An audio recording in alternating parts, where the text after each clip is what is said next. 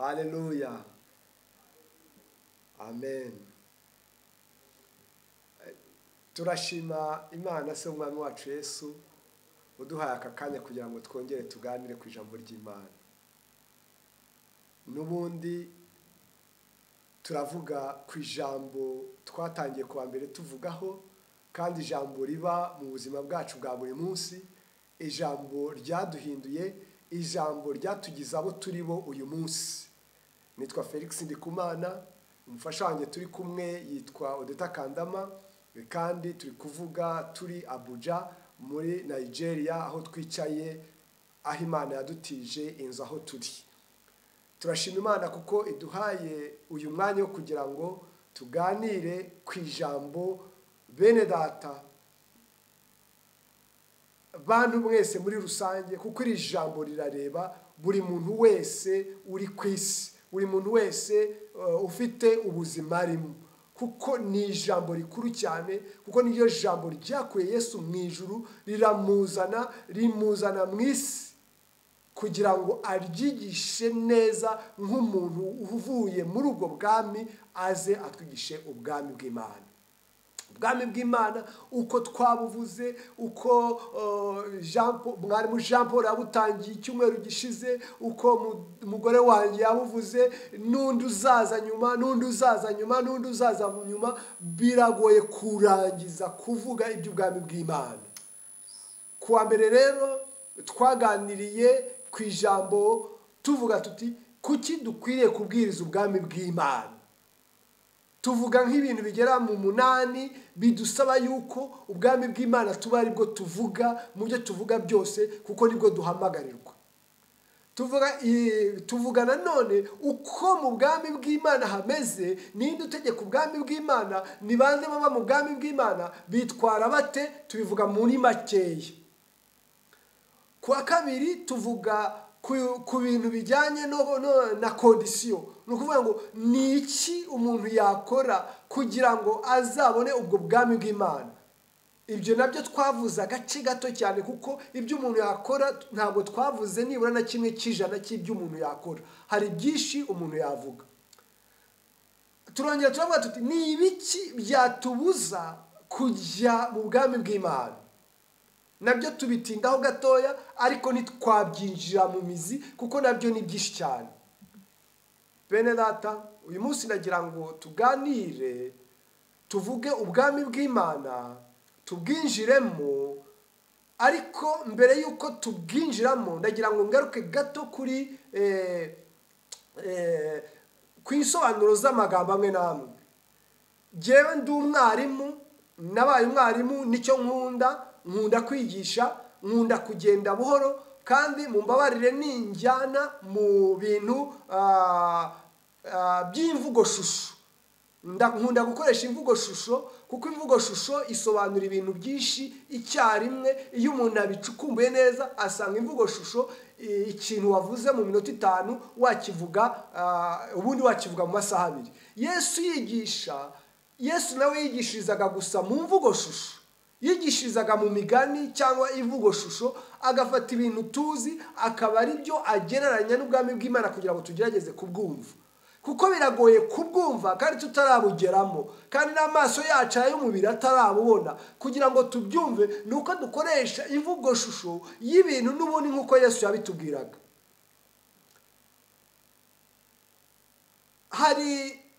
Niba hariho ubwami bw'Imana, hariho n'ubwami butari ubw'Imana.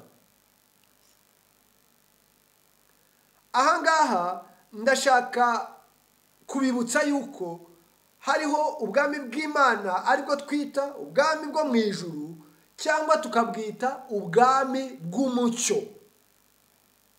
Bufite amazina menshi meza asobanura ubwo bwami. Ubwami bw'umucyo nje niryo ndi butindeho cyane, kuko ndi buze gukora paralelisme cyangwa ngaragaze n'ubwami bw'umwijima. Noneho muri ubwo bwami bw'umucyo bagira uko babaho. Navuga mu Gifaransa ushobora kuvuga règle d'or, cyangwa imihango, imigenzo, imico, ibikorwa n'ibidakorwa, les interdits, amategeko, bagira uko babaho, bagira n'uko bakoraho. Kandi ayo mategeko yo mu bwami aturuka ku mwami. Haleluya. Ayo mategeko aturuka ku mwami. Nitubona kandi uyu munsi turatangira gatoya tuvuge ku itegeko rimwe cyangwa loi de nature celeste, cyangwa ubutegetsi, ikintu kimwe gikomeye cyane kiranga ubwami bw'Imana, ari cyo twita ijambo. Ijambo niryo rikubiyemo ibyo twahishuriwe byose by'ubwami bw'Imana, kandi ijambo niryo riranga rizana imbaraga ku isi, kuko hari ubwami bw'Imana hakaba n'isi. Ijambo rizana imbaraga ku isi. Biragoye cyane, mwihangane, ariko twige kugira ngo dushobore gusobanukirwa neza ibiri kuba muri iyi minsi y'impera y'isi. Ubwo ubona ibintu byose bishyushye, wareba hirya no hino ukabura icyo wafata, ariko nusobanukirwa neza iby'ubwami bw'Imana urasanga uhirwa wowe utarabugeramo. Uyu munsi turakwereka uburyo ubwinjiramo, kuko nabyo ntabwo tukibivuga cyane, turakwereka uburyo ubwinjiramo. Noneho reka tugere ku bwami bwo mu ijuru, aribwo bwami bw'umucyo. Reka mufashe wanjye dusomere Abaheburayo ibice 10 umurongo wa 32 na 33.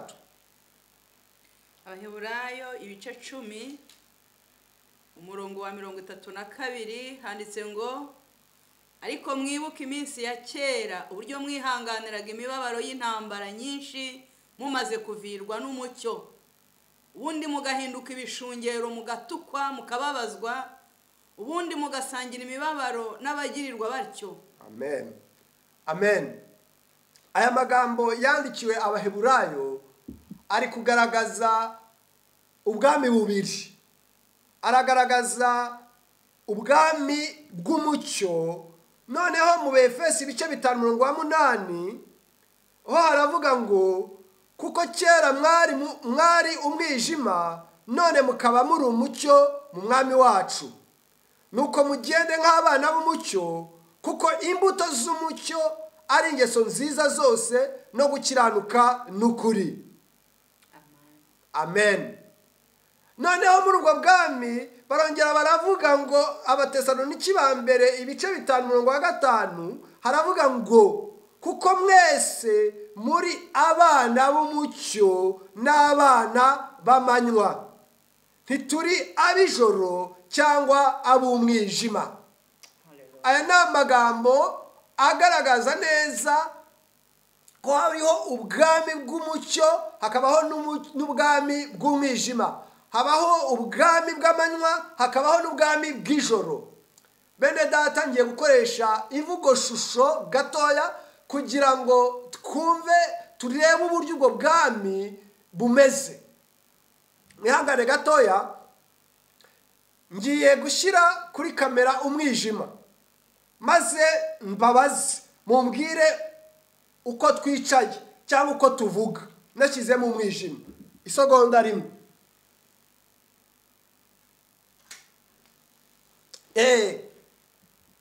Ubu se muratubona? Hose habaye umwijima. Niba nsa nabi, niba nsa neza, niba nishimye, niba mbabaye, niba imyenda yanjye yacitse, nta kintu na kimwe ushobora kubona.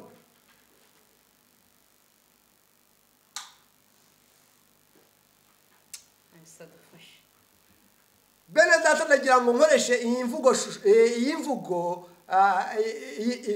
langage image kugira ngo tubyumve neza. Murebe umuntu wavutse bakamushyira ahantu mu buvumo hatigeze hagera umucyo na rimwe, akaba ariho akurira, adashobora kureba imbere ye, nta kintu na kimwe abona.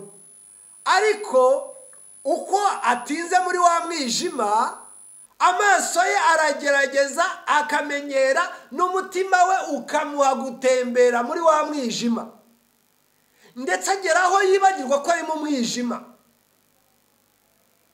agakora ibintu byose muri wa mwijima. Ibyo byo twarabikoze aho tuvuka, nta matara twagiraga ntaki, hari ibintu byinshi twakoraga nijoro ari mu mwijima, nkabyuka nkagenda nkajya hanze hirya kure nko muri metero 20-30 nkajya kwiherera nkagaruka kandi ari mu mwijima. Rimwe na rimwe ngafunga n'amaso nkagenda mfunza amaso nkabikora kubera yuko uwo amaso yawe aramenyereye ibyo bintu by'umwijima. Ariko hari ibintu mu mwijima udashobora kumenya. Sanse zawe zose ziragenda zikiyadabuta ku mwijima. Niba aho uri mu mwijima iyo haje umwanda ntabwo ubimenya. Uwo mwanda ushobora kuza hakanuka bikakunukira iminota 5 ya mbere, waguma muri wa munuko nawe ukawumenyera ukumva nibwo buzima, ntiwongere kumva wa munuko. Ugasa nabi kubera kuri mu mwijima, ntushobora kumenya ko usa nabi kubera yuko hahantu uri nta rumuri ruhari rukwereka yuko usa nabi. Ndetse hagize umuntu ukwegera akakubwira ngo urasa nabi, wamukubita ikofi umubwira uti ndasa nabi gute, kubera yuko ntago bigaragara. Cyane cyane ibinuka biragezeho bigahumura kubera ko wabibayemo igihe kinini ntumenye yuko binuka, sansi yawe ikabimenyera. Aho ngaho nirangaje imaje y'umwijima. Buriya rero bene data mbabwira, nimubona umuntu utaravirwa n'umucyo aduseka cyangwa akora ibintu ku mugaragaro, umuntu akabura ntacyo bivuze, akagenda agakubita umugore w'ikofi, yarangiza akagenda akavuga ati sha namweretse, akagenda akabwira abana akabyirata, cyangwa agakora ikindi runaka akaza akakirata, niko bimeze. Umuntu atinda mu mwijima ntagire ikintu na kimwe abona, akaba mu munuko akageza akawumenyera kumva ni parufe. Ibyo ngibyo niko bisanzwe. Mu mwijima rero ibintu byose bihaba nukuvuga ko haba umwanda, kandi uwo mwanda ntushobora kuvaho kubera yuko na n'ufite ntamenya ko ufite. Burya ubwiye umunyabyango mwabipfa akubwira ati byangora niki, ko ntica ko ntaroga, kandi nubwo abikora nabyo arakubwira ngo sinica sindoga. Kubera iki? Ari mu mwijima. Noneho rero mu gitondo cyangwa igihe kikagera, ba bantu bari bamaze imyaka n'imyaka mu mwijima, urumva imyenda yarabacikiyeho, bambaye ubusa, baba bambaye ntawe ubimenye. Reka burya nibambara ubusa ntibikabavune, ahubwo mujye muga muti Mana, umwijima koko urabona ibyo ukora. Umuntu agenda mu nzira yambaye ubusa kandi ntibigire icyo bimutwara. Umuntu akora ibingibi ntibigire icyo bimutwara. Ariko noneho ubwami bw'umucyo reka tubugeho aho tumaze kubibona. Ijambo ry'Imana rigaragaza neza yuko kwakira Yesu urumuri ruraza rukakumurikira. Noneho mutekereze wa muntu wari uri muri bwa buvumo, ba bantu bari muri bwa buvumo bamazemo imyaka nka 20, mwibaza uko basa, uruhu rwabo uko rusa, mwibaza imyenda bambara uko isa, aho bicaye uko hameze, kubera ko batigeze babona umucyo na rimwe ngo batunganye. Urumuri niruza rukahamurika, ikintu cya mbere kizagaragara nuko hazaba urwamo,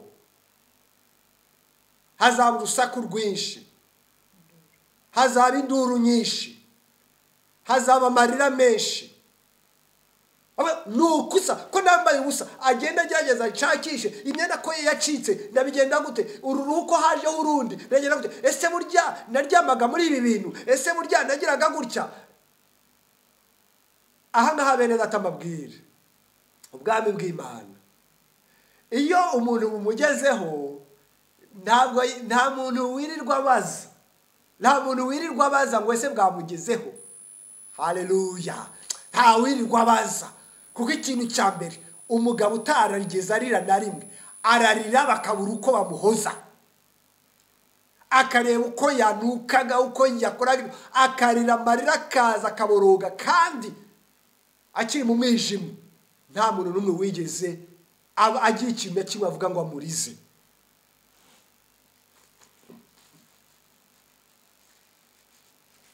Kubera yuko umucyo wamumurikiye. Bene data, inshuti z'umusaraba, none iyo umaze kuvirwa n'umucyo, ugasanga usa gutyo, ugasanga nta mwenda umeze gutyo, ubwami bw'Imana bugufasha gute? Ubwami bw'Imana bugendana nawe gute kugira ngo bugukure muri ya eta wari urimo y'umuntu wabayeho mu mwijima mwinshi, ariko ukaba umaze kuvirwa n'umucyo? Ntabwo byoroshye, ntabwo byoroshye bene data. Niyo mpamvu ba bantu bamaze guhinduka, iyo amaze guhinduka akabona umucyo, ni ukuvuga ngo ibitekerezo bye bihita bihabana kure cyane n'ibitekerezo by'abakiri muri wa mwijima, kuko aba amaze kuvumbura ibindi bintu mu mwijima bitahaba.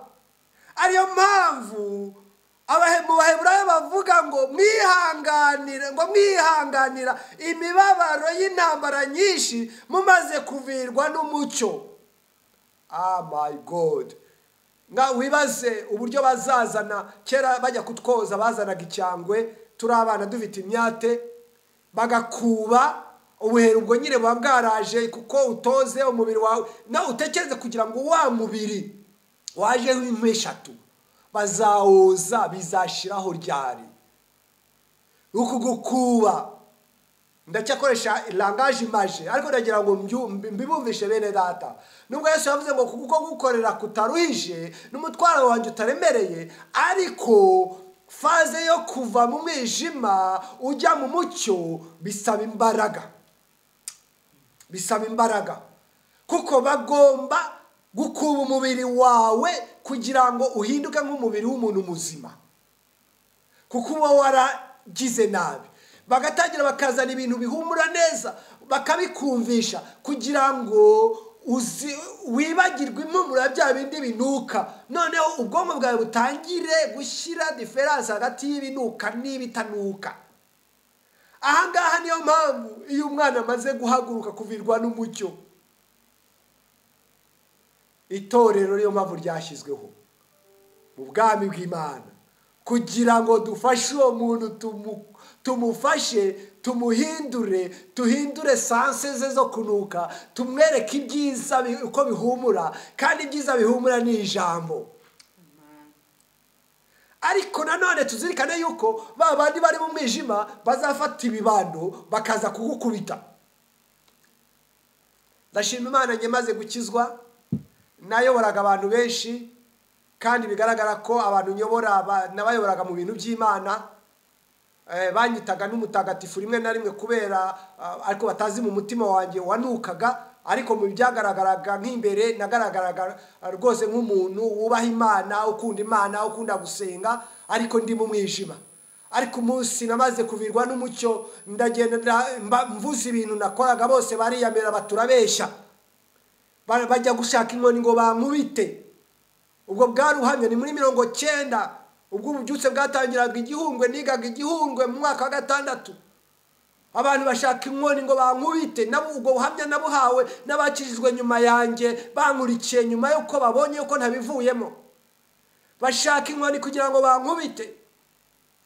Babandi bati tugende tumuvune, kubera yuko uriya muntu ari kuvuga ibintu binyuranye n'ibyo tuzi, n'ibyo twabayemo imyaka myinshi, kandi uriya ari mukuru muri twebwe. Ariko nagira ngo mbabwire, Imana yakoze igitangaza, ngo barazaga ngo namusuhuza, ngo yareba surire yanjye, ubundi mfite amenyo yatsikiranye mu kanwa cyane, ngo yabona surire yanjye, ngo igahita imukubita hasi, ngo agahita yirukanka. akaba yaraje aje kunkubita, yabona uburyo mwakiriye n'umunezero mwinshi, kuko icyo gihe nari maze gukizwa, umuntu wese naramwuhoberaga, narishimaga nkumva ndanezerewe. Imana irabankiza kubera surire yanjye. Haleluya. Nta kintu na kimwe Imana yaguhaye kidashobora gukora umwanya wacyo ugeze. Nuko baraza ba bantu bose, icyo gihe aho twateraniraga aho ngaho nasengeraga mbere, icyumweru cya mbere harakubise haruzura ngo kugira ngo bagaragaze yuko Felix agiye ngo nta gihagarara. Ariko nyuma y'amezi 2 hahantu twateraniraga hose habaye vide, bose barankurikira. Haleluya.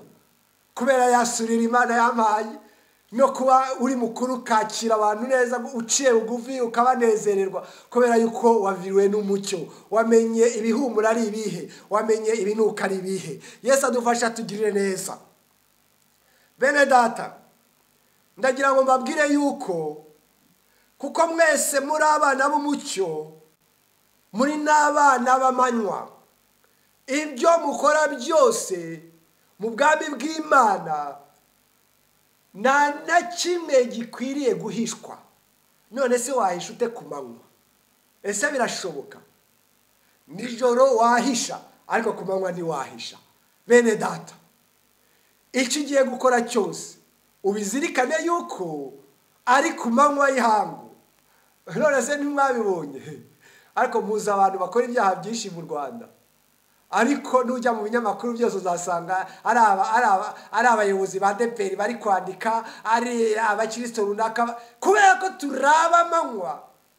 Ishati twambaye igiye akantu gatoya ihita buri muntu wese abona ko yanduye, kubera ko turaba amanywa. Bene data, ntibikabaca intege ngo mwumve ngo baratuvuga cyane, ngo baducira urubanza, ngo babona yuko ngo turi kuyobya abantu, ngo twabaye intaza. Ariko nagira ngo babwire yuko uri mu mucyo, icyasha kiragaragara, ariko uri mu mwijima.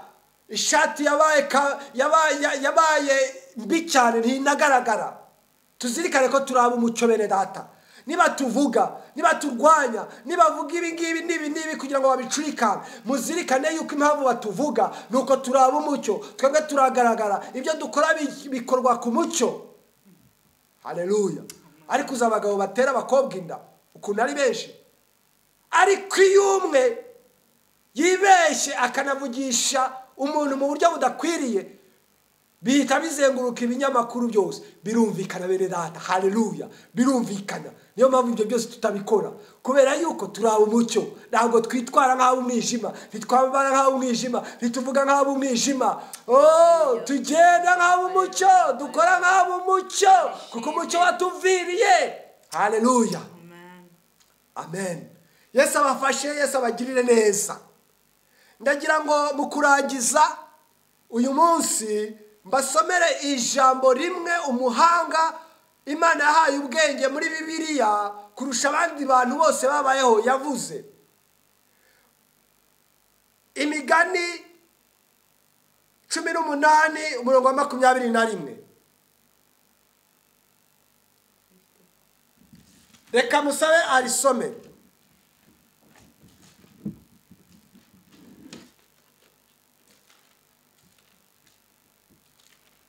Dusome mu gitabo cy'Imigani ibice 18, dusoma umurongo waho wa 21. Aravuga ngo ururimi nirwo rwica kandi nirwo rukiza, abarukunda bazatungwa n'icyo ruzana. Amen. Mu Gifaransa baravuga ngo la mort et la vie sont au pouvoir de la langue. Quiconque l'aime en mangera les fruits. Ubu bwami bw'amanywa, ikintu ejo tuzareba cyane ni ururimi. Tuziga ku rurimi. Bene data, ndagira ngo mbabwire muri loi de la nature divine ou divine, muri loi de la nature du royaume céleste, cyangwa amategeko agenga ubwami bw'Imana, ijambo niryo riza hejuru y'ibindi byose. Ijambo niryo ritanga ubuzima kandi ijambo niryo ryica ubuzima. Wa muntu umaze kuvirwa n'umucyo, ikintu cya mbere kizamuranga nuko azavuga ijambo.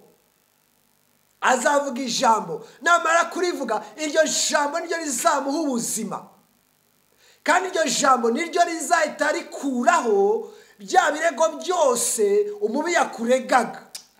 Haleluya. Tuzabireba kugira ngo umuntu akire koko ariya maga yose, biriya bintu byose bimuveho. Ni iki kibitera? Bijambo. Tuziga ku ijambo. Ijambo rero tuzigaho, iyo tuvuze ijambo muri Bibiliya, ijambo rigaragara mu buryo bwinshi. Mukore ubushakashatsi uyu munsi kugira ngo ejo tuzabe turi kumwe neza.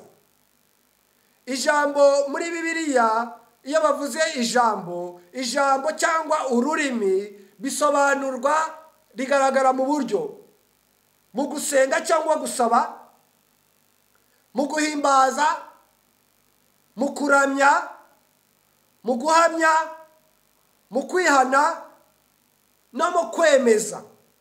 Mu Gifaransa biravuga ngo gusenga tubyite prier, implorer, guhimbaza tubyite louer Dieu, kuramya tubyite adorer Dieu, guhamya tubyite témoigner, kwihana tubyite confesser le péché, kwemeza tubyite proclamation na déclaration.